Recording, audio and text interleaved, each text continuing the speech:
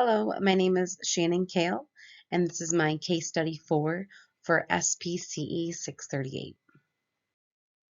My client description for this case study is a 6-year-old male who was diagnosed with autism spectrum disorder.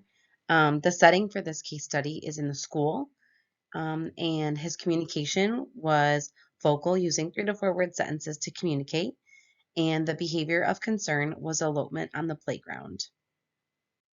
So for more information about the behavior of concern, um, this behavior was most likely taking place at school at recess, and mom occasionally mentioned that it would occur at home.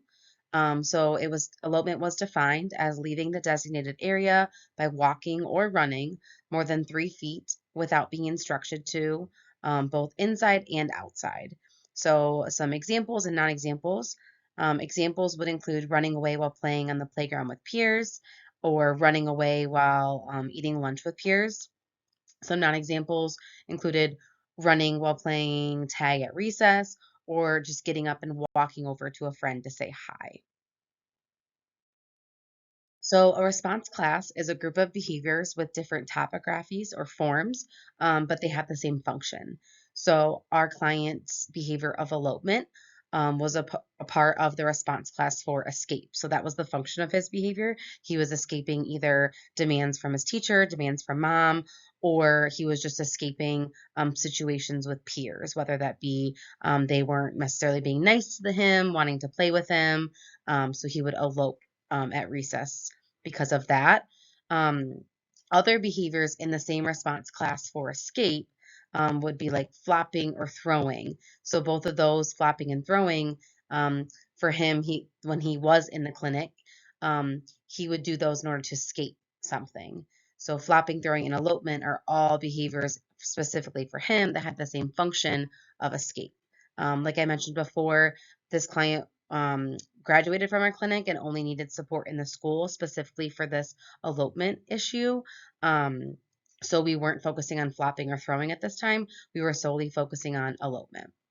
In regards to rule governed behavior, so this is a behavior under the mediation of a rule.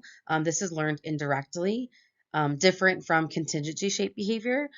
So, for example, some real world occurrences of a rule governed behavior are like putting on your seatbelt before you're getting in the car, or stopping at a stop sign, or stopping at a red light, looking both ways before crossing the street. Those are all rule governed behaviors.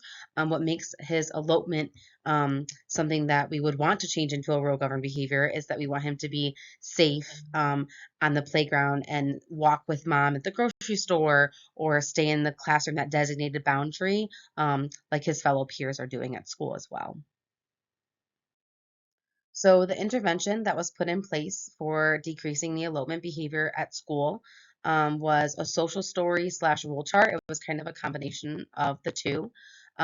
So it was a little like flip book that we would read to him before going outside, that included things, descriptions, and pictures such as running away is dangerous. Sometimes I may want to leave the area. It offered different alternatives. I can ask a teacher, I can ask for a break, I can tell my friends I need space. And then it also included some rules for going outside, such as when we go outside, we need to make sure we listen to our teacher, play nicely with friends, and stay inside the playground boundary. So, like I said, this was read to him before we went outside for recess. There were 2 different recess times throughout the school day. Um, and we also wanted to use differential reinforcement as part of the intervention.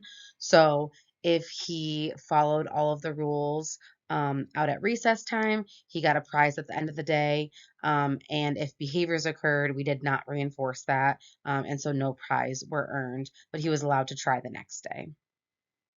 So use of the social story and rule chart along with differential reinforcement um, did actually decrease the behavior of elopement, in order to make this as natural as possible, especially in the school setting. The reinforcement schedule for earning that prize was slowly faded to make it more natural. In the end, at the end of the school year, he was engaging in 0 instances of elopement across multiple consecutive months. So he no longer needed the one-to-one therapist in the school setting, which was awesome.